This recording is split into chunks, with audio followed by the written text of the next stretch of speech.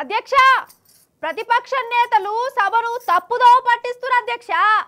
అధ్యక్ష అధికార పక్ష నేతలు అహంకారంతో విర్రవీగుతున్నారు అధ్యక్ష. అధ్యక్ష ఆ మంత్రి గారి మాటలను రికార్డు నుంచి తొలగించవలసిందిగా కోరుతున్నాం అధ్యక్ష. అసెంబ్లీ అయినా పార్లమెంట్ అయినా ఇట్లనే నడుస్తాయి కాదు వాళ్ళ మీటింగ్లు. ఇక అప్పుడప్పుడు జర పంచాదులు గట్టి కూడా అవుతాయి.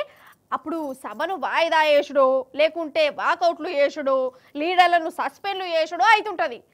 కానీ ఒక పార్లమెంట్లా మాటలు లేవు, మాట్లాడుకోవటాలు లేవు, సస్పెండ్లు లేవు, వాకౌట్లు లేవు, డైరెక్ట్గో ఈ కథ నడిచింది.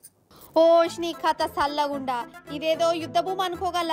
కాదు కాదు, పార్లమెంటు సెర్బియా పార్లమెంటు మీటింగ్లు గిట్ల నడుస్తున్నాయి. మరి అధికార పక్ష లీడర్లకు ప్రతిపక్ష లీడర్లకు నడుమ ఏదో బిల్లు మీద పంచ స్టార్ట్ అయింది. కథం ఇక ఒకరి మీద ఒకరు కోడిగుడ్లు ఇసిరేసుకునుడు, పొగ బాంబులు వేసుకునుడు, వాటర్ బాటిళ్లతో కొట్టుకునుడు, అద్మానం కగ్గిపెట్ట.